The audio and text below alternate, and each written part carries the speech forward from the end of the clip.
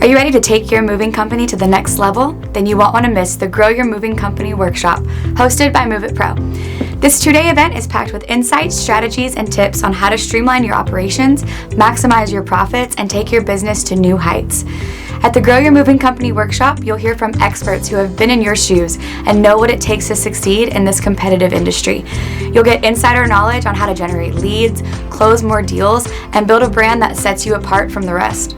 So don't wait. Head over to growworkshop.moveitpro.com to register for the event today.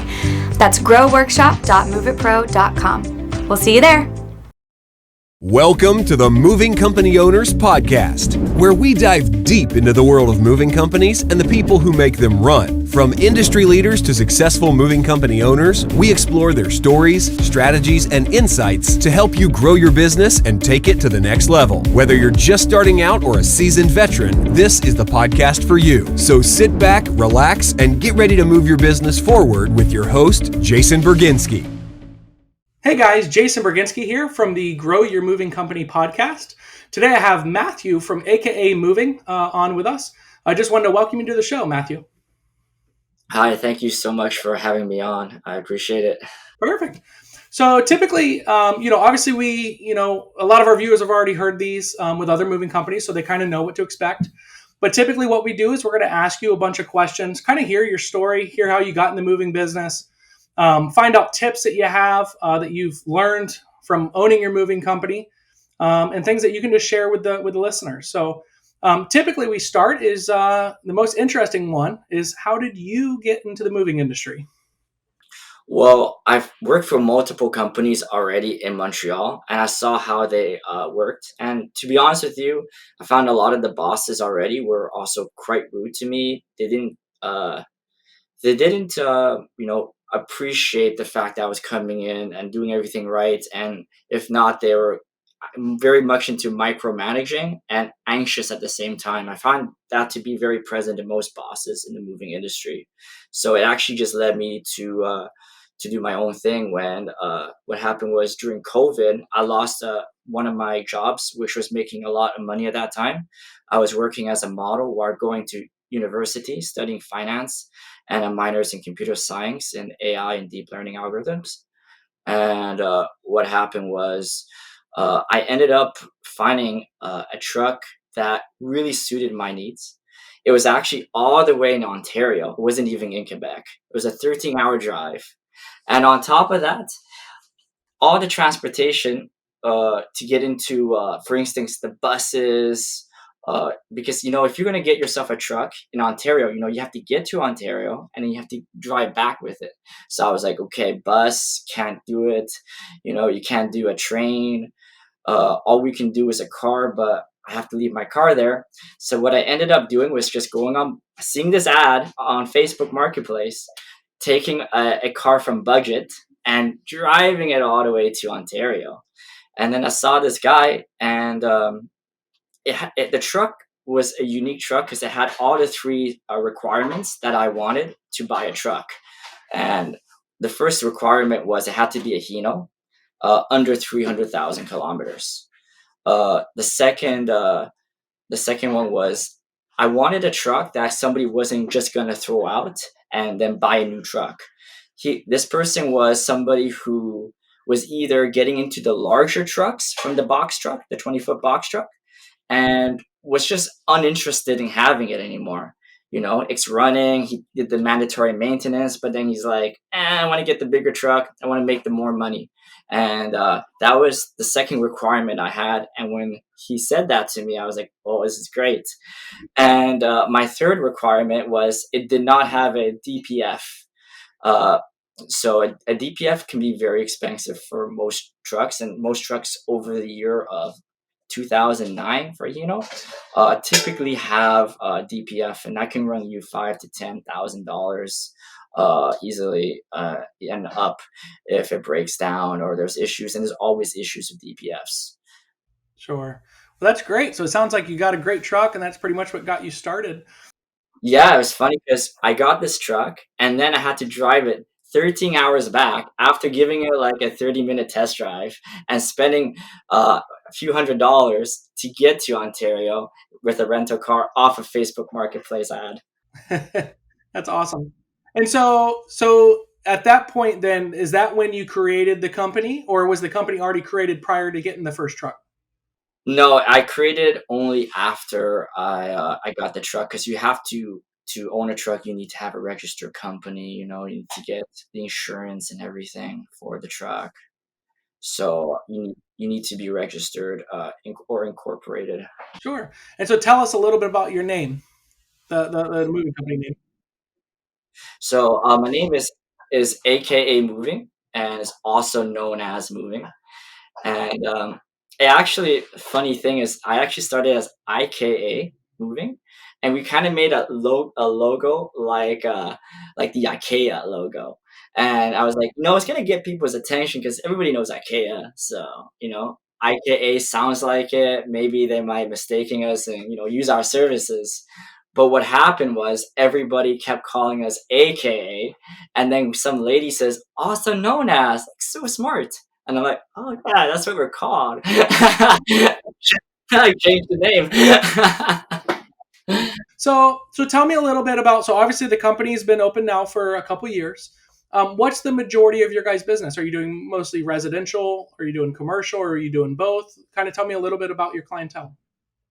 Our clientele mostly consists of, I would say, 60% residential, 20% commercial, and we have about 15% 15 to 20% long distance. We have long distance from, like, say, Quebec to Ontario, or Quebec to Quebec City.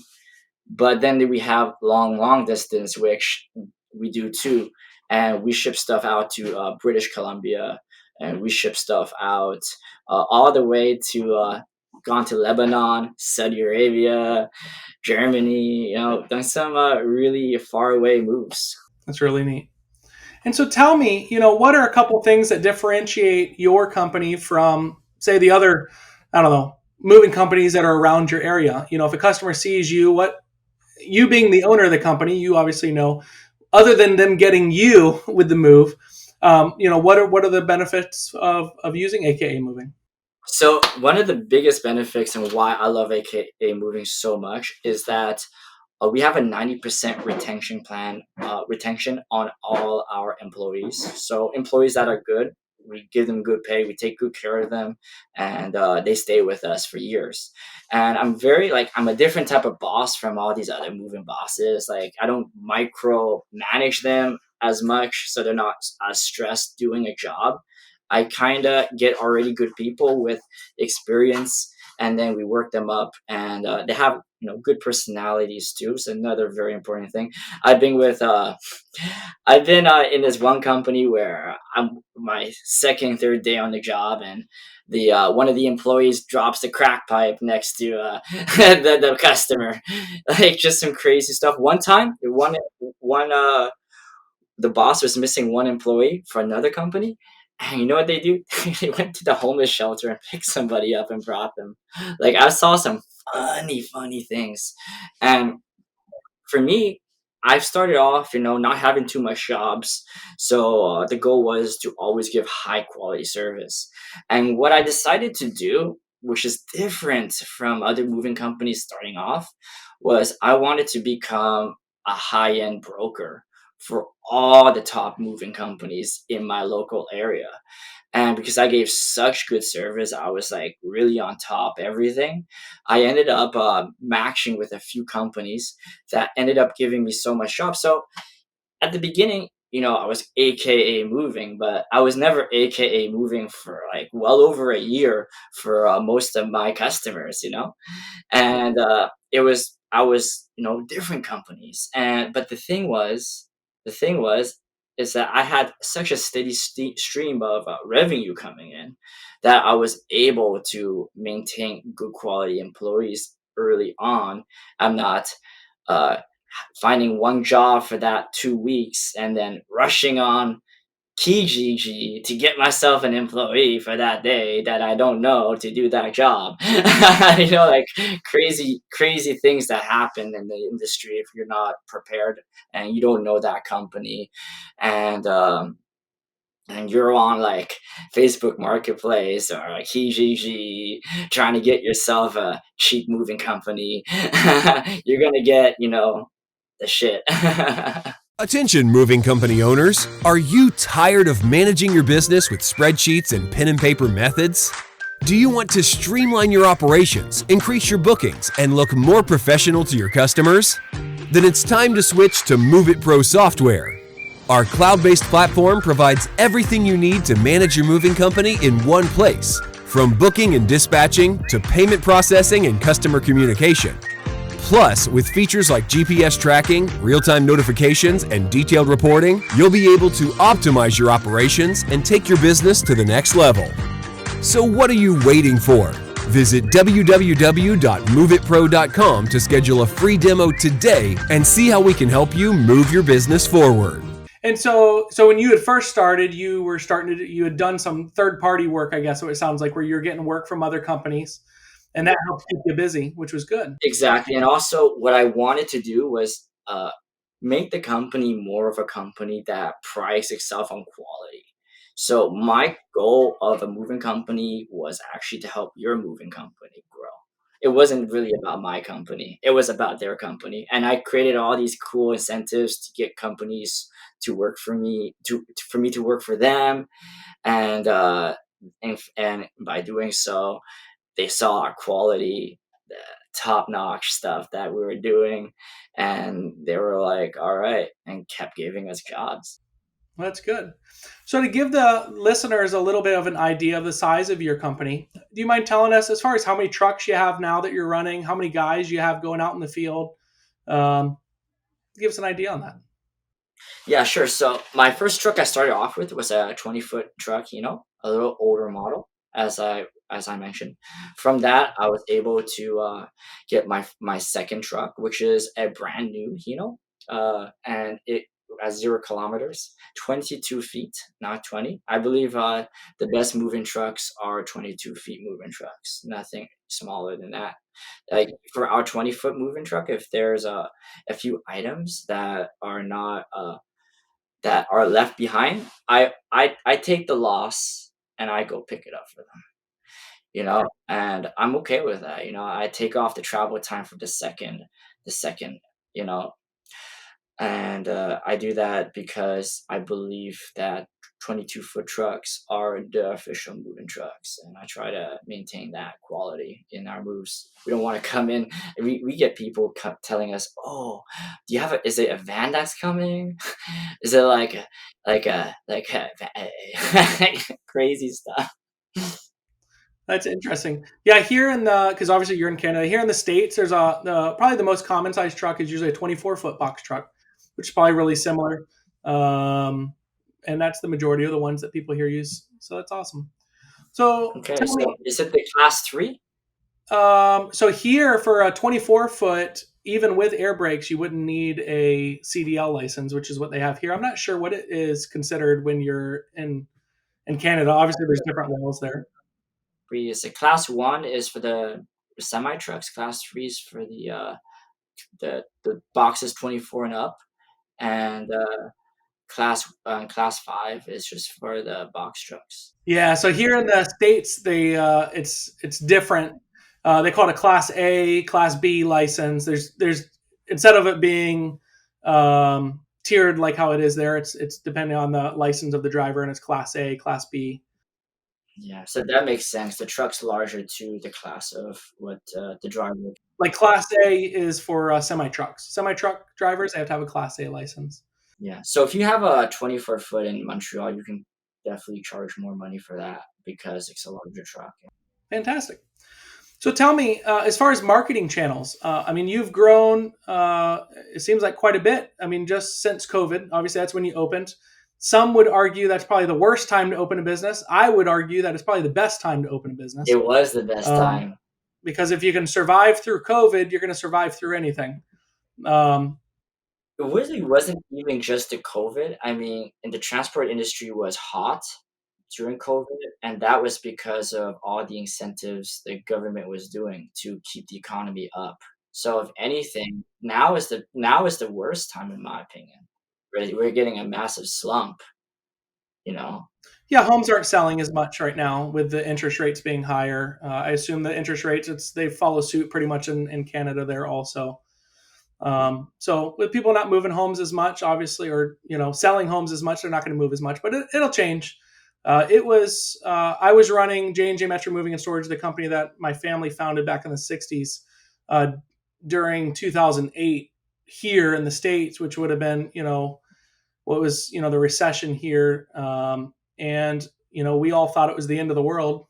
Obviously, we recovered, and the majority of the good moving companies that were smart with their money and weren't majorly in debt pulled out of it. So it just makes you stronger when you go through the rough times.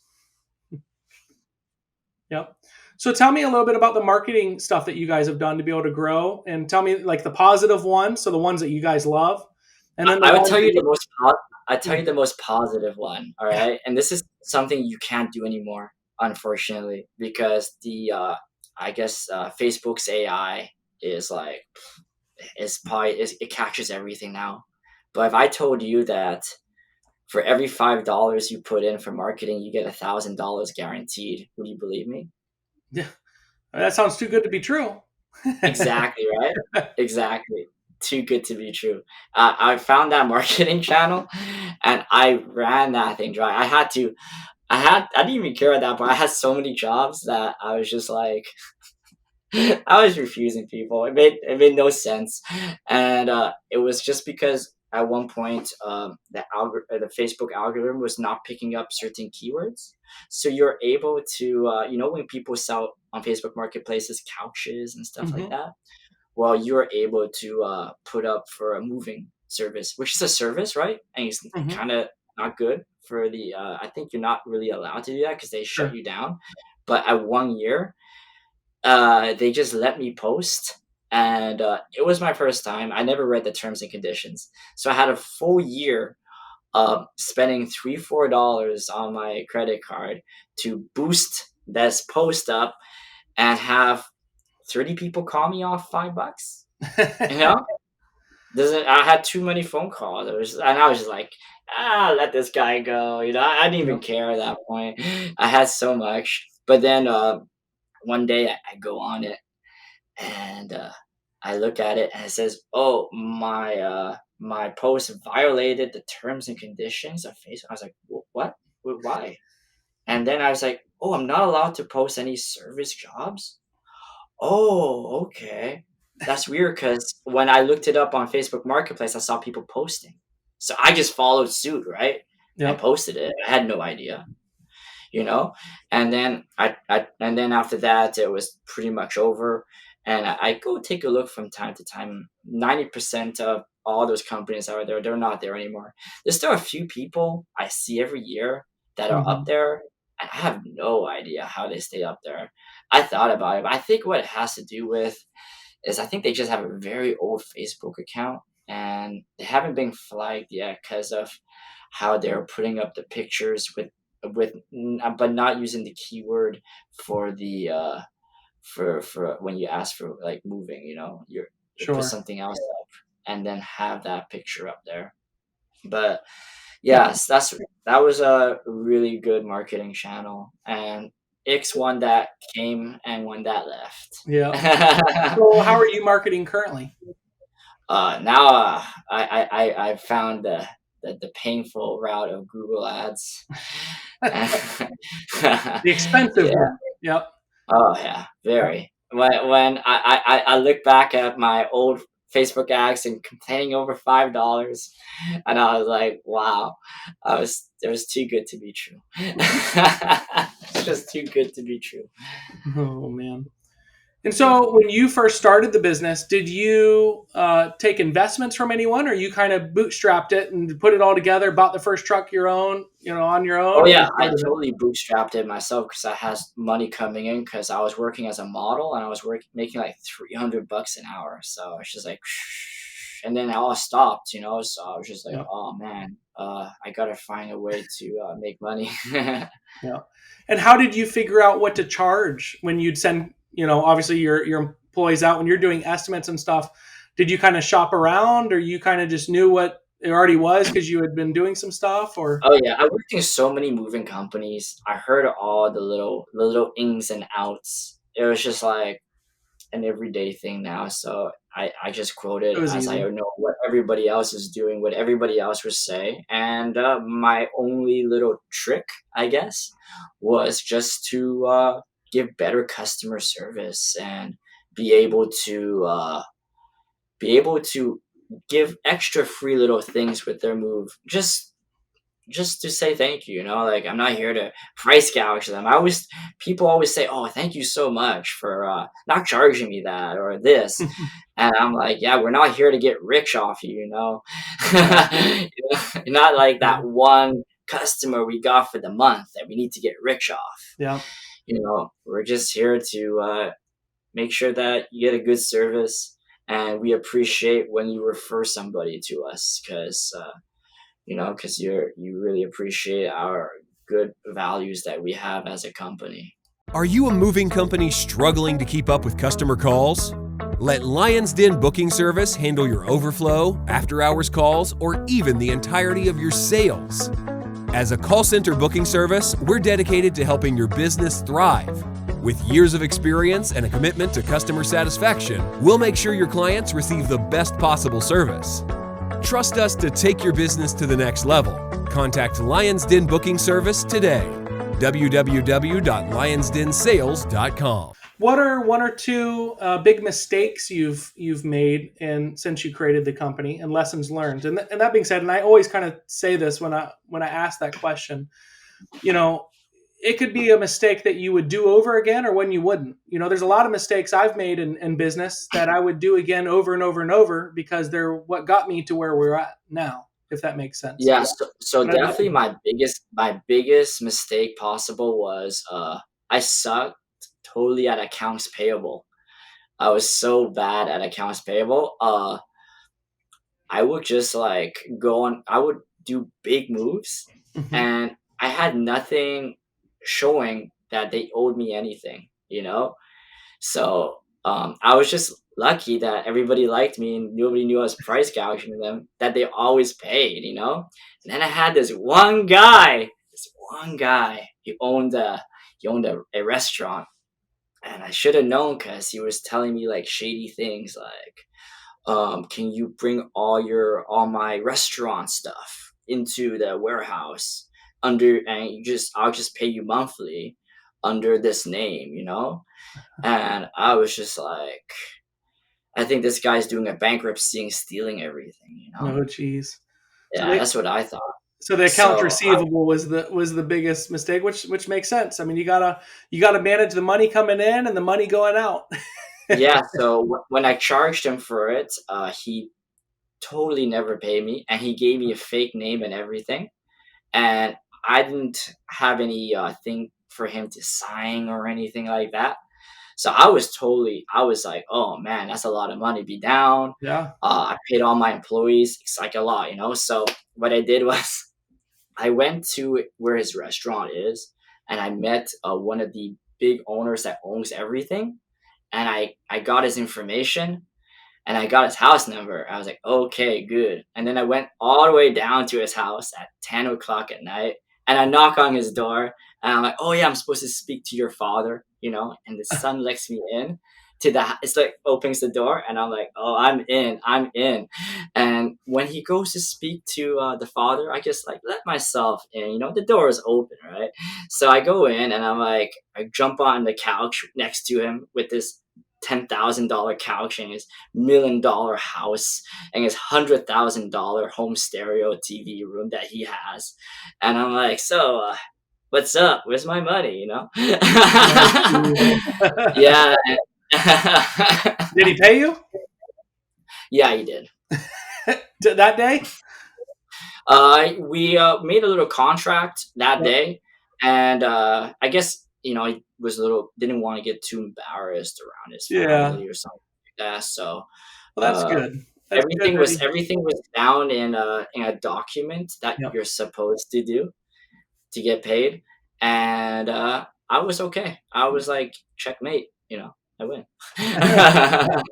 Awesome. But that was my biggest mistake, I would say, because I was 100% way too trusting. And Sure. since I feel like I give good service at a lower price and I give all the little bells and whistles that we do, um, you just expect that, everybody pays. And I never had really ever an issue with somebody paying.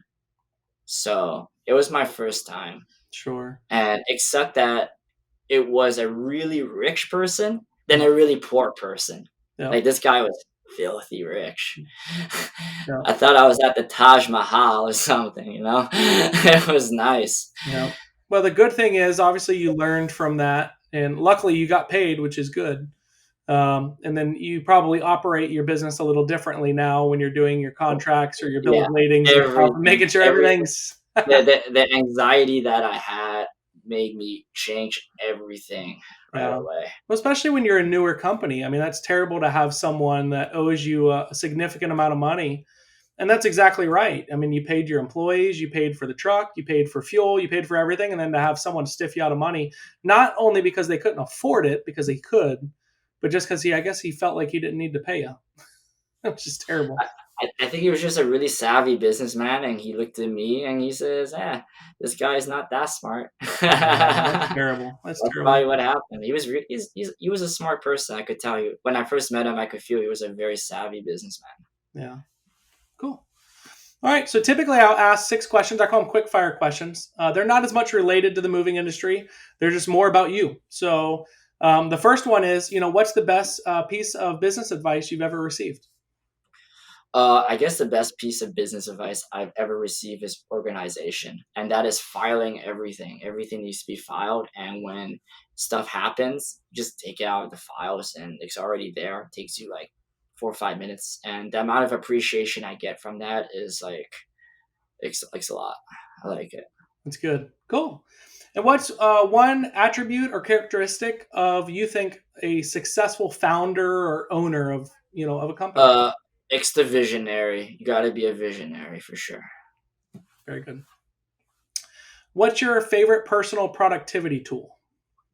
Um, Personal productivity tool, Google Calendar. Yeah. I Yeah, really appreciate organizing everything in Google Calendar and it's notifying me every day of everything that I need to do and giving me information for each move and everything. yeah. And what's a new crazy business idea you'd love to pursue if you had the time? Oh yeah. So one of the ideas I thought about, I don't is because we're in Canada, and Canada in the winter time is cold for doing moves, and when we bring tape into the truck, and let's say it's left overnight or whatever, we're taping up something, it keeps breaking and breaking and breaking and Mm-hmm. breaking. So I was trying to find a way to get like a way to keep the tape at that perfect temperature so that it never breaks on you ever. Okay. We don't have that problem here in Florida. We get about maybe a half a dozen days a year that are even below 40. Oh my goodness. Yeah, we're it's 80 degrees outside right now, which actually is cool for Florida. We're usually in the high 90s. So And I know Florida has nice roads too. yeah, I hear So that. one thing about moving in Montreal is that you have like an extra difficulty level because there's potholes everywhere. So you're Mm, like moving all this stuff around potholes and all this stuff while at the same time, trying to make sure that everything in the truck, you put blankets and stuff over it sure. for the bouncing because you're gonna expect a bounce. Yeah. You're never gonna get away with it. And Yeah.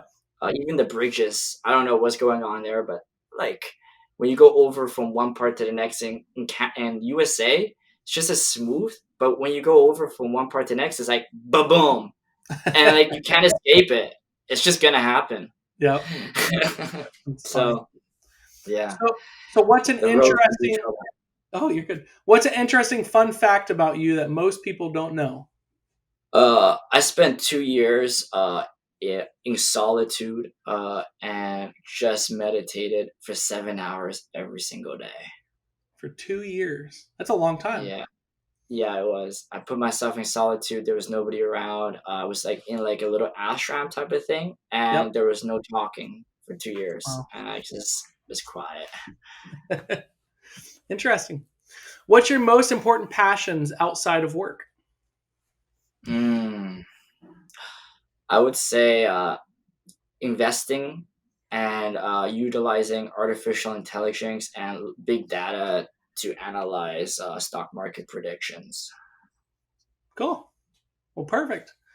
Well, thank you so much for being on the podcast. Is there anything else you want to add or tell the viewers about you or the company? Yeah, for sure. So, if you ever want to move from, like, say, from Montreal to another province or country, definitely give us a call. We'll give the best prices for you, especially for long distance moves. And we're very friendly, polite, and helpful. And at the same time, one thing that we always strive for is never to even miss a move. So people book moves for a lot of companies, and we have it all organized. So we never overbook. We promise to never ever overbook for any move. So you can always rely on us. I hope that you can use our moving services. I would really appreciate it. Perfect. All right. Well, thank Yeah, you very much, and I hope you have a great rest of the day. thank you. Attention, moving company owners. Are you tired of managing your business with spreadsheets and pen and paper methods? Do you want to streamline your operations, increase your bookings, and look more professional to your customers? Then it's time to switch to MOVEITPRO software. Our cloud-based platform provides everything you need to manage your moving company in one place, from booking and dispatching to payment processing and customer communication. Plus, with features like GPS tracking, real-time notifications, and detailed reporting, you'll be able to optimize your operations and take your business to the next level. So what are you waiting for? Visit www.moveitpro.com to schedule a free demo today and see how we can help you move your business forward.